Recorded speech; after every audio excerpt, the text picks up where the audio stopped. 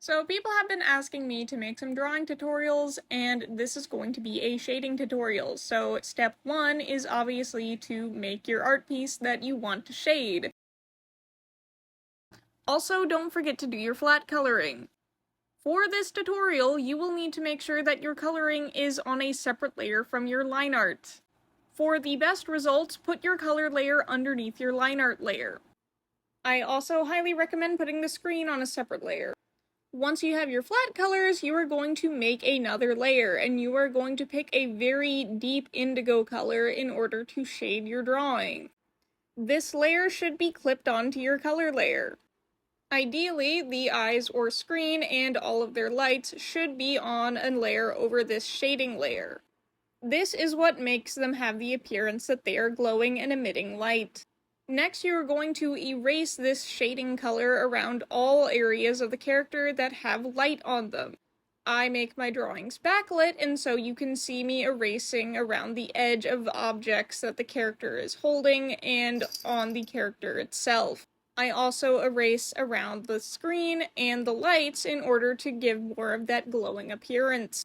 It's important to keep in mind while shading that light reflects off of objects, and so light will reflect off of these objects if they are facing a light, such as their screen or any other LEDs.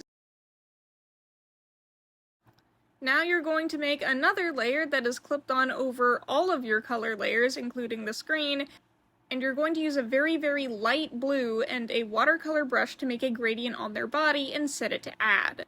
Theoretically, you can stop here, but since I'm going a bit further in this tutorial, if you want to add more depth to your image, you can lighten the shading color a bit, and then go back in with that darker color clipped onto that shading layer, and make dark points in all of your shadows.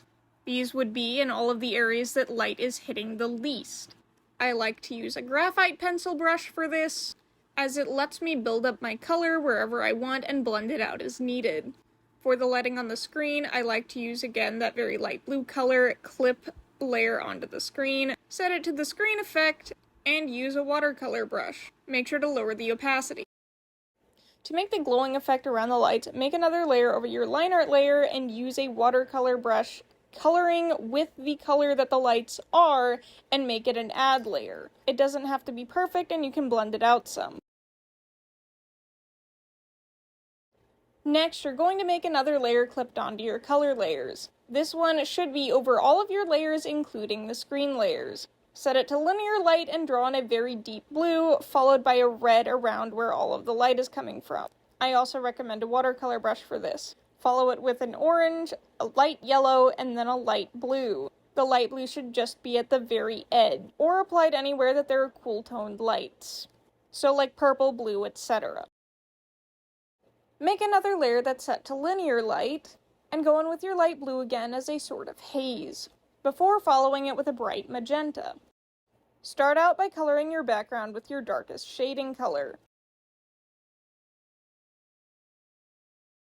Follow this with either your light blue or a off-white. Now you want to make a linear layer and use all of the colors you just used to shade your character, but put the lightest colors near the center. Next, make another layer and gently outline your character with that magenta color and make it an add layer.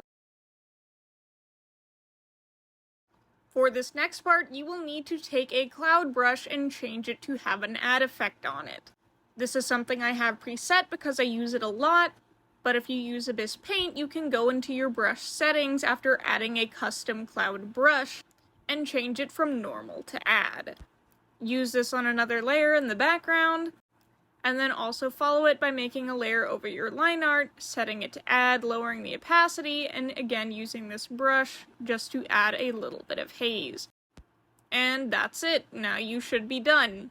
Just mess with the opacity of each of the layers until it looks how you want. You can change the colors in certain places, but you're done. Thanks for watching. Make sure to give me feedback in the comments, because this is my first time doing a tutorial like this, and I hope that you understood this.